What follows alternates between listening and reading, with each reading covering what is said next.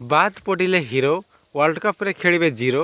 ବିସିସିଆଇର ନୂଆ ନିଷ୍ପତ୍ତି ଏବଂ ଏହି ନିଷ୍ପତ୍ତି ଦେଖିବାକୁ ଲାଗିଲା ବହୁତ କଷ୍ଟଦାୟକ ଦେଖିବାକୁ ଲାଗିଲା ଏବଂ ମୋତେ ଲାଗୁଛି ଟିମ୍ ଇଣ୍ଡିଆ ହାରିବ ନା ଜିତିବ ତାହା ସମୟ କହିବ। ଏବଂ ବିସିସିଆଇର ବଡ଼ ପ୍ଲାନ୍, ଏହି ପ୍ଲାନ୍ ଦେଖିବାକୁ ଗଲେ ବହୁତ କଷ୍ଟ ଲାଗିବ, କାହିଁକିନା ଟିମ୍ରେ ନାହାନ୍ତି ଯଶସ୍ୱୀ ଜୟସ୍ୱାଲ, ରିଷଭ ପନ୍ତ, ଶ୍ରେୟାସ ଆୟାର, ସିରାଜ ଜୟସ୍ୱାଲ ଏହି ଖେଳାଳି ନାହାନ୍ତି ଏବଂ ଦେଖିବାକୁ ଗଲେ ଅନ୍ୟ ଖେଳାଳିକୁ ନେଇ ପଡ଼ିଆକୁ ଓହ୍ଲାଇବ ସୂର୍ଯ୍ୟସେନା।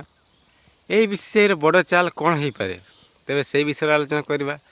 ଚଳିତ ବର୍ଷ ଭାରତ ଏବଂ କେଉଁଠି ଶ୍ରୀଲଙ୍କାରେ ଆୟୋଜିତ T20 ବିଶ୍ୱକପ୍ ଦେଖିବାକୁ ଗଲେ ଟିମ୍ରେ ଆଶା କରିଥିବା ବଡ଼ ବଡ଼ ଖେଳାଳି ନାହାନ୍ତି, ତାଙ୍କ ଦଳରେ ସ୍ଥାନ ନାହିଁ ଏବଂ ତେବେ ସେହି ବିଷୟରେ ଟିକେ ଆଲୋଚନା କରିବା।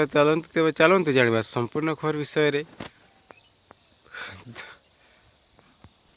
ICC T20 ବିଶ୍ୱକପ୍ 2024 ଭାରତ ଏବଂ ଶ୍ରୀଲଙ୍କାରେ ଆୟୋଜିତ ହୋଇଥିବା ବେଳେ ଫେବୃଆରୀ 7 ତାରିଖର ପ୍ରଥମ ମୁକାବିଲା ଭାରତ ଏବଂ ଯୁକ୍ତରାଷ୍ଟ୍ର ଆମେରିକା ସହ ଖେଳିବ ଏବଂ ଦେଖିବାକୁ ଗଲେ ଏଥିପୂର୍ବରୁ ଭାରତୀୟ ଦଳ ଘୋଷଣା ହୋଇସାରିଛି। ବିସିସିଆଇ 15 ଜଣ ଘୋଷଣା କରିବା ପରେ ବଡ଼ ବଡ଼ ହିରୋ ଖେଳାଳି ବାହାରେ ରହିଛନ୍ତି। ଦେଖିବାକୁ ଗଲେ ରିଷଭ ପନ୍ତ, ଯଶସ୍ୱୀ ଜୟସ୍ୱାଲ, ଶ୍ରେୟାସ ଆୟାର, ମହମ୍ମଦ ସିରାଜ ଏହି ଖେଳାଳିଙ୍କୁ ବାଦ ଦେଇଛନ୍ତି। ଦେଖିବାକୁ ଗଲେ 2024 T20 ବିଶ୍ୱକପ୍ରେ ଏମାନେ ଦଳରେ ଥିଲେ ଏବଂ ଦେଖିବାକୁ ଗଲେ ବର୍ତ୍ତମାନ ନାହାନ୍ତି।